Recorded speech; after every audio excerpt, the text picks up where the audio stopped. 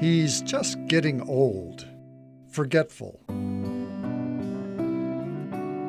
senile. Not that many years ago, we dismissed the symptoms of Alzheimer's as just old age, and we now know differently. Alzheimer's is, in fact, a very real disease, a disease that afflicts both the old and the not so old. And unfortunately, the number of people with the disease is skyrocketing. Alzheimer's is now one of the leading causes of death in America. More than 130,000 Virginians currently battle Alzheimer's, and 1 in 3 of us knows someone with Alzheimer's. What's more, 10 million baby boomers either have the disease or will develop the disease in their lifetimes. And despite the widespread prevalence of Alzheimer's, family members are still understandably shocked when they hear the diagnosis. Having hindsight now, it's a dreadful diagnosis. But at the time, you don't know. It's just words. It doesn't mean anything. But we just knew we just had a journey to go on. We just had a journey to go on. People that have not experienced it, I don't think understand the impact that having a loved one with this disease has. Just even emotionally, to have a parent who doesn't know who you are. Sometimes she would look at me and she would call me, "Hey Daddy," or "Hey Mama," whomever she saw me as when I walked in there. I mean, she was the strong one in my life, and just having to accept the fact that this role has completely reversed. And you see her going downhill, and you're the one that's having to take care of this person that used to take care of you. Having to accept that is very, very hard. So you go from one moment being a wife to the next moment being the caregiver, and there's no rhyme or reason, so you're constantly juggling back and forth. And I find that more difficult, juggling which role I'm going to play at any given moment. We would be sitting in the family room, and suddenly I'd have him for like 20 minutes, this little piece of Fred. And I'd say, "Oh, I'm so glad you're with me." And we'd talk, and then he was gone. Who wants to be looked at and be wondered about? Are you all there today? Are you gonna know who I am today? Can you perform your job function today? I mean, those are questions that get to the fundamental philosophical question of who you are. And nobody wants to face that or have others question that about you. And that fear is that what we were told will happen may eventually happen, that you don't know anybody, and even when you look in the mirror, you maybe don't know yourself, or you're scared of that reflection. I have a memorial mirror, and it has pictures of family and friends. In the center is the blank of that mirror, and that'll be the place that one day I won't know who I am, or I'll be afraid of the reflection, is what we're told.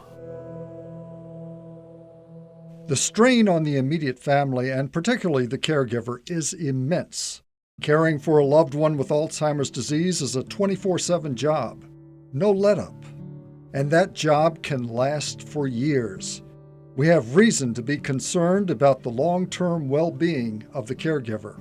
And then the whole family is impacted financially, psychologically. Caregivers have increased stress levels. Their health suffers mostly from depression, but after that they suffer from all kinds of physical illnesses because of their stress, their worry, their lack of being able to take care of themselves because they're so involved with the 24-hour care of their loved one. It was difficult. It was difficult, but I was a lot stronger than I thought. I kept a journal. I don't know why, but I did for the whole 6 years that I took care of him. And every once in a while, I would actually verbalize in writing, "I hate you," which is a dreadful thing to say because I didn't hate him. I just hated what the disease had done to the man I loved. He was gone, but I hated all these things I was having to go through. But I couldn't verbalize them, and that was a way for me to get out the anger and the frustration. Families that face the uphill struggle with Alzheimer's are not alone. The Alzheimer's Association is there to help. We staff a hotline 24 hours a day, 7 days a week, offering counsel to those in need. And we also sponsor dozens of support groups that meet monthly. They're scattered throughout our service area: Richmond, the Tri-Cities, Fredericksburg, the Northern Neck, and the Middle Peninsula. We even have a support group exclusively for those with early onset Alzheimer's. Well, I recently attended a Alzheimer's Association training seminar for volunteer work and helping out with Alzheimer's related activities and charities. And it was really interesting to see all the different aspects of the disease that I hadn't really even thought about, and the different kinds of ways the Alzheimer's Association is involved. We've gotten involved with their caretaker support groups there, and that really helps. They have youth groups as well, so my brother and I can kind of talk to other kids and say, how's this really affecting you, and how do you figure out how to get away when you're really frustrated or sad? What do you do to make yourself feel better? Despite the rapid growth in the number of persons with Alzheimer's disease, there's still reason to hope. In fact, there's reason even to be excited. Researchers are making significant strides. We know much more about the disease today than we did 20 or even 10 years ago. We can finally see some light at the end of the long, dark tunnel.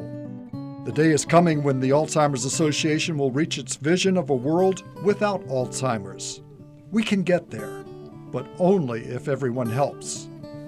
I am extremely hopeful that they someday will find a cure, hopefully sooner than later, so no one else will have to go through this. The day someone tells me that there is a cure for it, I would just love to be here to hear that there is something we can do.